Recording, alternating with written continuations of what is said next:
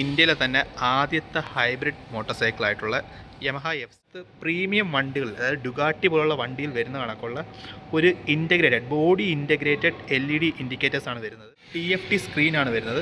അത് ഓൺ ചെയ്യുമ്പോൾ തന്നെ ഒരു പ്രീമിയം വണ്ടി കണക്കുന്ന ഇപ്പോൾ യമഹ. പിന്നെ എനിക്ക് തോന്നിയ ഒരു ഏറ്റവും വലിയൊരു ഈ വണ്ടിയിൽ വന്നിരിക്കുന്ന ഏറ്റവും വലിയ അപ്ഡേറ്റ് LED ലൈറ്റും കാര്യങ്ങളൊന്നുമല്ല. മുമ്പത്തെ FC-V3 വന്നപ്പം യൂസേഴ്സിന് അറിയായിരിക്കും ഈ ടാങ്കിനൊരു പ്രോബ്ലം ഉണ്ടായിരുന്നു. പ്രധാനപ്പെട്ടൊരു കാര്യം, ഇത് ഹൈബ്രിഡ് ആവാനുള്ള കാര്യം ഞാൻ പറയാൻ വിട്ടുപോയി. അത് ഞാൻ പറഞ്ഞുതരാം, ഡീറ്റെയിൽ ആയിട്ട് പറഞ്ഞുതരാം. ഇത് ആക്ച്വലി ഒരു സാധാ 149cc എഞ്ചിനാണ്. എന്നാൽ ഇതിൻ്റെ ക്രാങ്കിലേക്ക് ഒരു ഇലക്ട്രിക് മോട്ടോർ കണക്റ്റഡാണ്.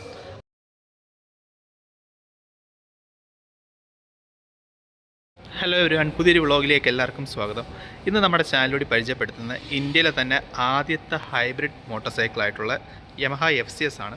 ഞാൻ യമഹ FCS V3യുടെ ഒരു യൂസറായിരുന്നു. ഒരു ഏകദേശം 4 വർഷത്തോളം ഉപയോഗിച്ച് പിന്നീട് അത് ആക്സിഡൻ്റ് ആയ സമയത്ത് ഞാൻ കൊടുക്കുകയായിരുന്നു ചെയ്തത്. അപ്പം അതുകൊണ്ട് തന്നെ യമഹ FCയെ പറ്റി എനിക്ക് നല്ലൊരു ധാരണയുണ്ട്. അപ്പോൾ ഈ പെർട്ടിക്കുലർ വാഹനം ഇത് ഇന്ത്യയിലെ ആദ്യത്തെ ഹൈബ്രിഡ് മോട്ടോർ സൈക്കിളാണ്. അപ്പോൾ ഇന്ന് നമ്മുടെ വ്ളോഗിൽ കൂടി നമുക്ക് കുറച്ച് കാര്യങ്ങൾ പരിചയപ്പെടാം. അതായത് ഈ വണ്ടിയുടെ ഒരു എസ്തെറ്റിക്സ് കാര്യം, അതായത് എങ്ങനെയാണ് ലുക്കും കാര്യങ്ങളും ലൈറ്റും അല്ലെങ്കിൽ ഇൻസ്ട്രുമെൻറ്റ് ക്ലസ്റ്റർ അതിൻ്റെയൊക്കെ ലുക്ക് എങ്ങനെയാണ് നമുക്കൊന്ന് പരിചയപ്പെടാം. അത് കണക്ക് തന്നെ ഈ വാഹനത്തിൻ്റെ ഓൺ റോഡ് പ്രൈസ് എത്രയാണ്, പിന്നെ ബാക്കി കുറച്ച് ഡീറ്റെയിൽസും പറയാം. എനിക്ക് FC-V3യിൽ കുറച്ച് നെഗറ്റീവ്സ് ഉണ്ടായിരുന്നു, അതൊക്കെ ഈ വണ്ടിയിൽ റെക്ടിഫൈ ചെയ്തിട്ടുണ്ട്. അതും കൂടി ഞാൻ ജസ്റ്റ് ഒന്ന് പറയാം. അപ്പോൾ ആദ്യം തന്നെ നമുക്ക് വണ്ടിയുടെ എസ്തെറ്റിക്സ് ബ്യൂട്ടി നമുക്ക് നോക്കാം. ഇതിൻ്റെ സൗന്ദര്യം നോക്കാം. സൗന്ദര്യം പറയുകയാണെങ്കിൽ ഇതേ ആദ്യം തന്നെ ഹെഡ്ലൈറ്റ് നല്ലൊരു അടിപൊളി DRL-ആയിട്ടാണ് ഈ വണ്ടി വന്നേക്കുന്നത്. DRL ഒരു കട്ട് ഷേപ്പിലാണ് വന്നേക്കുന്നത്. പിന്നെ എനിക്ക് ഇഷ്ടപ്പെട്ട അടിപൊളി ഒരു കാര്യമുണ്ട് കേട്ടോ. ഇത് FCS ഹൈബ്രിഡ് ആയതുകൊണ്ട് തന്നെ ഇതിനകത്ത് പ്രീമിയം വണ്ടികൾ, അതായത് ഡുഗാട്ടി പോലുള്ള വണ്ടിയിൽ വരുന്ന കണക്കുള്ള ഒരു ഇൻ്റഗ്രേറ്റഡ് ബോഡി ഇൻ്റഗ്രേറ്റഡ് LED ഇൻഡിക്കേറ്റേഴ്സാണ് വരുന്നത്. ഇൻഡിക്കേറ്റേഴ്സ് അത് നല്ല അടിപൊളി കാണാനായിട്ട്. ഇപ്പം വീഡിയോയിൽ എനിക്ക് അത്ര മനോഹരം തോന്നുന്നില്ല, പക്ഷെ നേരിട്ട് കാണാൻ നല്ല അടിപൊളി ഭംഗിയുണ്ട് കേട്ടോ. അത് വളരെ ഈ വണ്ടിയുടെ ഏറ്റവും മികച്ച ഒരു ഇതായിട്ട് എനിക്ക് തോന്നുന്നുണ്ട്. പിന്നെ ഈ വണ്ടിയുടെ ബാക്കിലേക്ക് വരുവാണെങ്കിൽ നമുക്ക് MT-151 കണ്ടുവരുന്ന അതേ ഒരു ടെയിൽ ലാമ്പാണ് വരുന്നത്. പിന്നെ ഈ വണ്ടിയുടെ മൊത്തം ഇൻഡിക്കേറ്റേഴ്സ് 4 ഇൻഡിക്കേറ്റേഴ്സും LED ആണ് വരുന്നത്. അത് നല്ലൊരു ഫീച്ചറാണ്. പിന്നെ എസ്തെറ്റിക്സ് ബ്യൂട്ടിയെ പറ്റി വണ്ടിയുടെ പറയുകയാണെന്നുണ്ടെങ്കിൽ നമ്മുടെ ഇൻസ്ട്രുമെൻറ്റ് ക്ലസ്റ്റർ അത് പ്രീമിയം വണ്ടികൾ, ഇപ്പം അത്യാവശ്യം വണ്ടികളൊക്കെ വന്നു തുടങ്ങി എങ്കിൽ തന്നെയും TFT സ്ക്രീനാണ് വരുന്നത്. ഈ രീതിയിലൊരു TFT സ്ക്രീനാണ് വരുന്നത്. അത് ഓൺ ചെയ്യുമ്പോൾ തന്നെ ഒരു പ്രീമിയം വണ്ടി കണക്കുന്ന ഇപ്പോൾ യമഹ, നമ്മളിപ്പോൾ വണ്ടി ഓൺ ആക്കുവാണെങ്കിൽ യമഹയുടെ ഒരു ബാഡ്ജിങ് ഒക്കെ ആയിട്ട് നല്ല അടിപൊളിയായിട്ടാണ് കൊടുത്തേക്കുന്നത്. ഇത് 2 മോഡ് മാറ്റാൻ പറ്റും. 2 മോഡ് മാറ്റാൻ പറ്റും കേട്ടോ. ഡേ ലൈറ്റ് മോഡ് ആക്കാൻ പറ്റും. പിന്നെ ബട്ടൺസ് ഇവിടെയാണ്. ഇപ്പോൾ ഇതിനകത്ത് നമുക്ക് മാറ്റിക്കഴിഞ്ഞാൽ ട്രിപ്പിൻ്റെ അത് മാറും. അതല്ല ഹാൻഡിൽ തന്നെയാണ് കൊടുത്തേക്കുന്നത്. പിന്നെ instant fuel, average speed, trip time കാര്യങ്ങളെല്ലാം വന്നേക്കുന്നത്, ഓഡോമീറ്റർ എല്ലാം വന്നേക്കുന്നത്. ഇതിലെല്ലാം കൺട്രോൾസ് ഇവിടെയാണ്. പിന്നെ വണ്ടിയുടെ ഇവിടുത്തെ ഹാൻഡിൽ ബാറിലേക്ക് വരുമ്പോൾ ഇൻസ്ട്രുമെൻറ്റ് ക്ലസ്റ്ററിലുള്ള കൺട്രോൾസ് എല്ലാം ഇവിടെയാണ് വരുന്നത്. പിന്നെ ഇത് ഹസാർഡിൻ്റെ സ്വിച്ചാണ്. പിന്നെ നമ്മുടെ ഹോണ് ഇൻഡിക്കേറ്റർ ബേസിക് ആയിട്ടുള്ള കാര്യങ്ങൾ. പിന്നെ ഇവിടെ വരുമ്പോഴാണ് നമുക്ക് ഇതിൻ്റെ ഹൈബ്രിഡ് ഓണും ഓഫും ഉള്ള ബട്ടൺസ് വരുന്നത്, ഇവിടെയായിട്ട് വരുന്നത്. പിന്നെ നമുക്ക് ഇത് വണ്ടി സ്റ്റാർട്ട് ബട്ടനാണ്. ഇപ്പം വണ്ടി ഫ്യൂലില്ല, അതുകൊണ്ട് നമ്മൾ സ്റ്റാർട്ട് ചെയ്യുന്നില്ല. അപ്പോൾ ഇത്രയാണ് വണ്ടിയുടെ ഒരു എസ്തെറ്റിക്സ് ബ്യൂട്ടിയെ പറ്റി പറയുകയാണെങ്കിൽ. പിന്നെ നമുക്ക് മുമ്പത്തെ FCയിൽ നിന്ന് കുറച്ച് മാറ്റം വരുന്നുണ്ട്. അപ്പോൾ നമുക്ക് വണ്ടിയുടെ പാസ് ലൈറ്റ് വരുവാണെങ്കിൽ ഇവിടെയാണ് വരുന്നത്. ഇതിന് മുമ്പ് ഇറങ്ങി വരുന്നത് നമുക്ക് ബ്രൈറ്റ് ഇടുന്നതിൽ തന്നെ ഒരു പ്രസ് ബട്ടനാണ് വന്നിരുന്നത്. അപ്പം അതിന് ഉപരിയായിട്ട് ഇപ്പം ഇവിടെയായിട്ടൊരു ബട്ടൺ വരുന്നുണ്ട് പാസിനായിട്ട്. അതൊരു നല്ലൊരു കാര്യമാണ്. പിന്നെ എനിക്ക് തോന്നിയ ഒരു ഏറ്റവും വലിയൊരു ഈ വണ്ടിയിൽ വന്നിരിക്കുന്ന ഏറ്റവും വലിയ അപ്ഡേറ്റ് LED ലൈറ്റും കാര്യങ്ങളൊന്നുമല്ല. മുമ്പത്തെ FC-V3 വന്നപ്പം യൂസേഴ്സിന് അറിയായിരിക്കും ഈ ടാങ്കിനൊരു പ്രോബ്ലം ഉണ്ടായിരുന്നു. ഇവിടെയായിട്ടൊരു നട്ട് വരുന്നുണ്ടായിരുന്നു. ഈ നട്ടും ഈ പാട്ടും ഇത് രണ്ടും പൊട്ടിച്ച് വെക്കുന്നത്, ഇത് മിക്കപ്പോഴും പൊട്ടിപ്പോകാറുണ്ടായിരുന്നു. എൻ്റെ തന്നെ ഞാൻ 3-4 വട്ടം മാറേണ്ടി വന്നിട്ടുണ്ടായിരുന്നു. അതേ രീതിയിൽ പൊട്ടിപ്പോകുന്ന ആ ഒരു പ്രശ്നം മാറ്റിയിട്ട് നല്ല അടിപൊളിയായിട്ട് ഫുള്ളി ഇൻറ്റഗ്രേറ്റുള്ളൊരു ഒറ്റ 1 പീസായിട്ട് അത് വന്നേക്കുന്നത്. അത് നല്ലൊരു അപ്ഡേറ്റ് ആയിട്ട് എനിക്ക് തോന്നി. ഇതിനെയൊക്കെക്കാളും എനിക്ക് തോന്നിയൊരു അപ്ഡേറ്റ്, ഏറ്റവും നല്ല അപ്ഡേറ്റ് ഇതാണ്. കാരണം ഞാൻ യൂസ് ചെയ്ത സമയത്ത് FC-V3 യൂസ് ചെയ്യുന്ന സമയത്ത് ഞാൻ ഏറ്റവും അധികം ബുദ്ധിമുട്ടിയത് ഈ ഒരു സാധനങ്ങളാണ്. കാരണം മിക്കപ്പോഴും ബ്രേക്ക് പിടിക്കുമ്പോഴെല്ലാം നമ്മുടെ വെയിറ്റ് ഇതിലേക്ക് വരികയും ഇത് പൊട്ടിപ്പോകുന്നൊരു ചാൻസ് ഉണ്ടായിരുന്നു. ഇപ്പം പുതിയ വേരിയൻറ്റ് വരുമ്പം അതെല്ലാം മാറ്റിക്കൊണ്ട് നല്ല അടിപൊളിയായിട്ട് ഒരു ഇൻറ്റഗ്രേറ്റഡ് പീസായിട്ടാണ് വരുന്നത്. അത് നല്ലൊരു കാര്യമായിട്ട് എനിക്ക് തോന്നി, നല്ലൊരു അപ്ഡേറ്റ് ആയിട്ട് എനിക്ക് തോന്നി. അപ്പം ഇതൊക്കെയാണ് ഒരു ഫസ്റ്റ് സൈഡ് വണ്ടി നമുക്ക് തോന്നുന്നത്.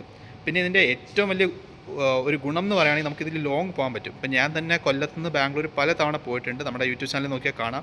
FC-V3യിലായിരുന്നു. അപ്പോൾ അതിനെക്കാട്ടി അപ്ഡേറ്റഡ് ആയിട്ട് ട്യൂണായിട്ടുള്ളൊരു എഞ്ചിനാണ് ഇപ്പോൾ കൊടുത്തിരിക്കുന്നത്.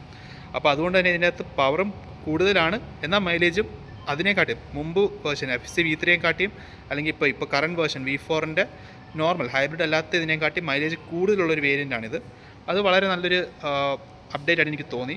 അതുപോലെ തന്നെ വണ്ടിയുടെ മൊത്തത്തിലുള്ള ലുക്ക് പറയുകയാണെങ്കിൽ ഇത് ചിലർക്ക് ഇഷ്ടപ്പെടും, ചിലർക്ക് ഇഷ്ടപ്പെടില്ല. കാരണം ഇതൊരു കമ്പൈൻ കളർ കോംബോ വരുന്നത്, സിയാൻ ബ്ലൂയും ബ്ലാക്കും ആയിട്ടുള്ള കളർ കോംബോ ആണ് വരുന്നത്. അത് ഈ പർട്ടിക്കുലർ ഡിസൈൻ എനിക്ക് നല്ല ഇഷ്ടമാണ്, പക്ഷേ എല്ലാവർക്കും അത് ഇഷ്ടപ്പെടണമെന്നില്ല. കാരണം ഇത് അത്യാവശ്യം ബ്രൈറ്റ് ആയിട്ടുള്ളൊരു കളറാണ് കൊടുത്തേക്കുന്നത്. പിന്നെ നമ്മുടെ യൂത്ത് യങ്ങർ ജനറേഷന് വളരെയധികം ഇഷ്ടപ്പെടും. അത്രയും ഒരു കളർ കോംബോ അത്രയും നന്നായിട്ടുണ്ട്. പിന്നെ FCS ഹൈബ്രിഡിലേക്ക് വരുമ്പോൾ ഇവിടെ എഞ്ചിൻ്റെ സൈഡിൽ ഒരു നീല ഫിനിഷിങ് കൊടുത്തിട്ടുണ്ട്. നമുക്ക് നേരിട്ട് കാണുമ്പോൾ നല്ല ഒരു എന്താ പറയുക, ഒരു എസ്തെറ്റിക് അപ്പിയറൻസ് നന്നായിട്ടുള്ളൊരു വ്യൂ നമുക്ക് കിട്ടുന്നുണ്ട്. കാരണം ഈ എഞ്ചിൻ്റെ ഇതിന് ചുറ്റുമായിട്ട് ഒരു ലൈറ്റ് പോലെ നമുക്ക് തോന്നും നീല കളർ. അത് നല്ല ഒരു എന്താ പറയുക, ഒരു എസ്തെറ്റിക്സ് ബ്യൂട്ടി അതിന് കൂട്ടുന്നുണ്ട്. പിന്നെ ബാക്കിലേക്ക് വരുവാണെങ്കിൽ ഇതിൻ്റെ ഗ്രാബ് ലൈനിൻ്റെ എല്ലാം പഴയ FC V3 കണ്ട സെയിം ഡിസൈൻ തന്നെയാണ്. നമ്മൾ നേരത്തെ പറഞ്ഞ പോലെ MTയുടെ ഒരു ഡിസൈൻ, MTയുടെ ടെയിൽ ലൈറ്റ് MTയിൽ വരുന്ന അതേ ടെയിൽ ലൈറ്റാണ് നമുക്ക് ഇത് ഇപ്പോൾ വരുന്നത്. അപ്പം അത്രയൊക്കെയാണ്. പിന്നെ ABSൻ്റെ കാര്യം, ഫ്രണ്ട് ABS ആണ് ഈ വണ്ടിക്ക് വരുന്നത്. അപ്പം ഫ്രണ്ട് ABS പോലെ തന്നെ ഈ വണ്ടിക്ക് മറ്റൊരു പ്രത്യേകത, ഇതിൽ ട്രാക്ഷൻ വരുന്നുണ്ട്. ബാക്കിൽ നമുക്ക് ട്രാക്ഷൻ കൺട്രോളിനുള്ള ഓപ്ഷനുണ്ട്. അത് വളരെ നല്ലൊരു ഫീച്ചറാണ്. അത്യാവശ്യം 2 lakhന് താഴെ വരുന്നൊരു ഓൺ റോഡ് വരുന്നൊരു വണ്ടിയിൽ ഇത്രയും ഫീച്ചേഴ്സ് വരുന്നത് വളരെയധികം എന്താ പറയുക, ഒരു വാല്യൂ ഫോർ മണി ആയിട്ടുള്ളൊരു കാര്യമാണ്. അപ്പം ഇത്രയൊക്കെയാണ് ഇതിൻ്റെ ഒരു ചെറിയ രീതിയിലുള്ളൊരു ഇത്.